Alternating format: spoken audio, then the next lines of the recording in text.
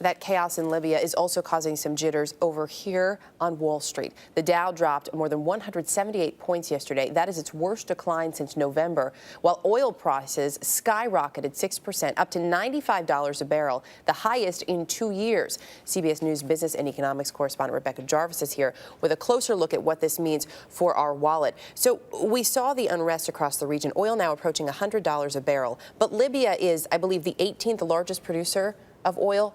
Why then would we see such a spike? Yeah, it may sound like Libya isn't that big or that controlling in the oil picture, but the reality is that Libya sits atop the world or Africa's largest oil reserves. So when you think about future oil, it's a big deal. It's also a big deal because it's a member of OPEC, which controls 30% of the world's oil production. And in addition to that, Libya falls in a neighborhood that's particularly important to oil supplies. Saudi Arabia, which is one of the world's largest producers of oil, is right in the neighborhood, and the bigger the instability gets, the more traders on Wall Street fear it could expand and Saudi Arabia could get pulled into the fray. That would be very dramatic for oil prices. So that's why we're now just starting to see there's been so much unrest over the last 3 weeks in the region. But is that why now we're starting to see the impact on Wall Street and on the Dow? Yeah, that's a very significant point, Erica. The other issue right now is that as oil prices continue to climb, when we get closer to that $4 a gallon level, all of a sudden there are implications for the economy and the economic